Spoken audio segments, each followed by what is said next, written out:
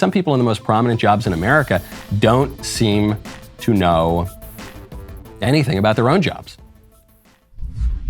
There's only one person who sits behind that resolute desk. And the decisions that that person has to make are the decisions that nobody else in the country can make. And he's an extraordinary leader. Right there. So Kamala Harris is obviously describing the job of the president, but what's a little awkward here is Stephen Colbert had just asked her, what does the vice president do? And so she gives this answer. There's only one person there, Joe Biden. He's so great. He's such a wonderful leader. He's so great. And so the audience applauds, presumably because a sign lit up telling them to applaud. But then Stephen Colbert leans in. Really is. Really is. That's an excellent answer. And the question was, what is the job of the vice president? And your answer is part of the job, I'm guessing. Well, you know, my job is to do, I mean, for example, I'll tell you, I was recently in Munich at the Munich Security Conference. Yes. And the job there was to stand up, and as you know, most of my career I spent as a prosecutor, and I declared that we, the United States of America, believe that Russia has committed crimes against humanity. So, and she goes on and on and on and on. And at no point, by my telling, does she ever answer the question, what does the vice president do? This is not a trick question, Kamala. This is not a gotcha. You're the vice president of the United States. You ought to be able to answer, what does the vice president do? What does the vice president do? Well, the vice president it casts the tie-breaking vote in the Senate, presides over the Senate. The vice president of the United States is one heartbeat away from the president and serves in a supporting role for the president of the United States. The vice president raises money for the party of the president. That's an unofficial role, but that's certainly one of the jobs. And what does she say? She goes, the vice president is someone who, well, okay, I took a trip to Germany, and my job there was Putin's bad. Putin is really bad. So, yeah, she doesn't know what her job is. Joe Biden, I'm not convinced, knows what his job is, and the job of the president is much more clearly defined than the vice president. And Joe Biden's been in government for well over 50 years now at the federal level. Neither of them know what the job is because they are convenience politicians. I've long said there are two kinds of politicians, convenience politicians and conviction politicians. Conviction politicians are the ones who go out with a vision. This is what I want the country to look like. Convenience politicians are the ones who go out to just be the position and to get a post office named after them and to have people applaud when they say platitudes. Biden and Harris are both of that sort. I don't even mean to disparage them in particular. There are plenty of convenience politicians on the Republican side, too, who just want to be something and go along and get along. But they're not conviction politicians. That's why they have been so successful within the liberal establishment. Kamala Harris is rather unimpressive. We don't need to get into all of the reasons that she's had a successful political career. But one of them, I think, is that she's basically nothing. I think it's the same thing with Joe Biden, because they wake up in the morning, they lick their little finger, they put it up in the air, and they figure out which way the wind is blowing, and that's fine. They go where their handlers tell them to go. They don't even really know what their job is. That's why the blob, the deep state, the bureaucracy, the liberal establishment, whatever you want to call it, that's why it tends to gravitate toward those kinds of politicians, because it's going to keep rolling along and they're not going to cause any trouble and they're not going to be particularly accountable to the people. Now, someone does know what the job is and someone wants the job very, very badly, apparently, and that would be Governor Ron DeSantis.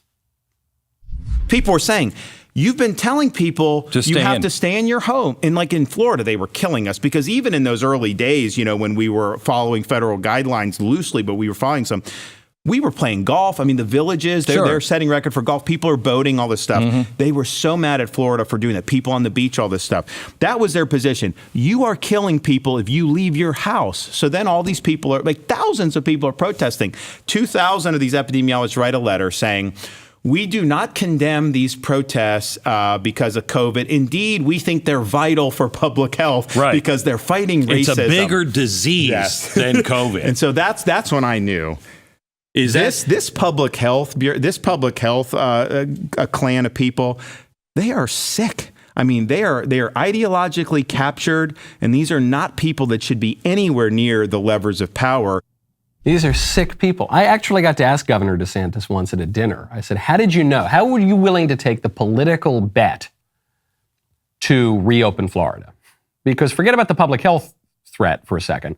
Politicians govern in their own interest so that they don't get thrown out of office.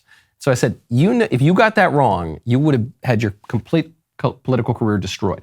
How were you confident enough to take the bet? And he gave me a very simple answer. He said, I looked at the charts. I had top doctors giving me the charts. I knew how viruses work. They go up, they plateau, they go down. It's very simple.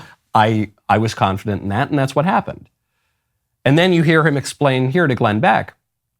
Governor DeSantis looks at all these public health officials who are making things up. The moment that he saw the corruption of stay in your homes, don't go to your grandmother's funeral, don't go to Christmas. Oh, but if you want to go burn down a courthouse for BLM, that's important because whiteness is the real disease. He just said, this is sick. This is obviously not based on any kind of epidemiological science. Okay, we're going to reopen. Now, all of this matters because there's been a debate in the GOP for about 6-7 years now. And the two sides have been, should the GOP wield government power in a just way, but effectively when we have the opportunity, or should we not wield government power? Because that's big government, and big government's bad, and we need a neutral sphere, and we shouldn't push back too hard, and the best government is the smallest government. It should fit in the size into our pockets, and that's that. Those are the two sides of the debate. You know which side I'm on. I wrote a whole book about this, and I talk about it every single day. Obviously, I think the conservatives need to wield more power, or we're just going to cede the whole ground to the libs, which is why Republicans win, Democrats win, the libs agenda keeps advancing. So I said, yes, we need to wield government power. Most of the GOP previously, and much of, if not most of the conservative movement, said the opposite. Don't wield too much power, light touch, let it go, let's stay neutral. Okay, I think it's pretty clear which side is winning right now. I think in terms of the argument, I think our side has won the debate. And so you've got two candidates in particular articulating the view that I've been advocating. That would be Trump and DeSantis. Actually, others in the GOP field as well. But because they're the two top candidates, those are the two that are really getting these ideas out there right now. They're both on the same side of that question. Wield more government power. Trump was the one, as a candidate and as an elected politician, who was really breaking through here, who was really getting this message across. So the question when you're deciding between Trump and DeSantis then becomes not so much what do they believe, where are the shades, where do they fall on the issues. They agree on the issues. They even agree on the medium. They even agree on the tactics of wielding government power. The question, it seems, then becomes, who can most effectively wield state power against our opponents and in favor of justice and in favor of the good and in favor of a good, normal country? That's the question. Who can do it best? Who do you trust to do it the best? That's it. It's pretty simple stuff. That's democracy 101, and we forget that sometimes when we become so ideological. We have a great member block coming up. That would be with a man who you may have seen on social media. His name is Dave Dana. Dave was very, very overweight. His weight was somewhere around 420 pounds. 420, nice. But it wasn't nice, and he knew that it wasn't nice. So he said, I want to lose weight. I'm going to say no to body positivity, this body positivity movement that encourages people to be unhealthy. Really, body negativity, if you ask me. And he's been hitting the gym, and he's been getting a ton of support from some of the biggest figures in among celebrities, among fitness people, and he's really taken off. The rest of the show continues now. You don't want to miss it. Become a member and use code Knowles, Knowles, at checkout for 2 months free on all annual plans.